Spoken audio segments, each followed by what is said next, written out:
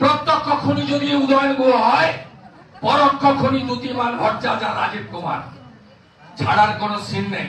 ও যখন যাচ্ছিল এসপি অফিসে, তখন তো আমরা শুনলাম স্লোগান উঠছে যে অভিজিৎ দে ভৌমিক, উদয়ন গুহর চামড়া তুলবো আমরা। সেটা কোন ধরনের গণতন্ত্র? শুভেন্দু অধিকারীর কনভয়ে হামলা, ভাঙল কাজ, উঠল চোর স্লোগান। এরপরই বিস্ফোরক অভিযোগ করলেন শুভেন্দু অধিকারী। মেরে ফেলার জন্য আক্রমণ হয়েছে এবং এই এসপি দ্যুতিমান ভট্টাচার্য উদয়ন গুহ ভাইপো অভিষেক ব্যানার্জির নির্দেশে করেছে। আমরা বসিনি ওর কাছে, ওকে বলেছি কোর্টে দেখা হবে।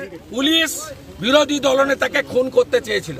গাড়ির পেছন থেকে লাঠি সোটা বের করা করে ওখানে আমাদের লোকেদের উপরে হামলা করার চেষ্টা তার কনভয়েতে থাকা লোকেরা করেছে, যার ফলে একটা বিশৃঙ্খল পরিবেশ ওখানে তৈরি হয়েছে 2 মিনিটের জন্য। শুভেন্দু অধিকারীর সফরের আগেই হুঁশিয়ারি সুর শোনা যায় উদয়ন গুহর গলায়।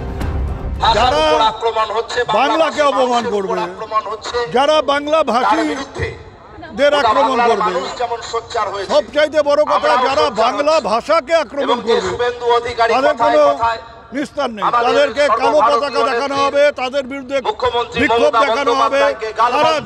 তারা যেখানে যাবে সেখানেই আমাদের প্রতিবাদ হবে, বিশেষ করে কুচবিহারের মাটিতে। এরপর শুভেন্দু অধিকারীর সফর ঘিরে ধুন্ধুমার পরিস্থিতি তৈরি হয়।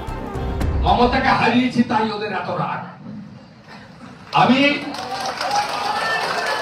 বুলেট প্রুফ গাড়িতে উঠেছি, ঘোকসাডাঙ্গায় সামনে এলো, পুলিশ ঠেলে সরালো, গটম গেম।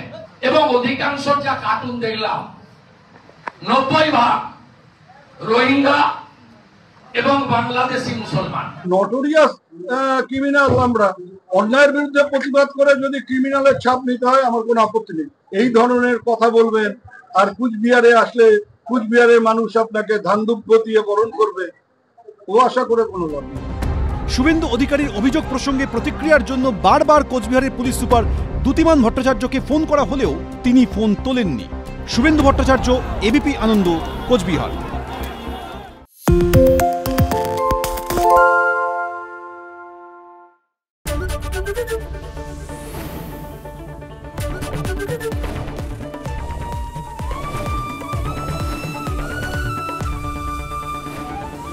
এবিপি আনন্দ, এগিয়ে থাকে, এগিয়ে রাখে।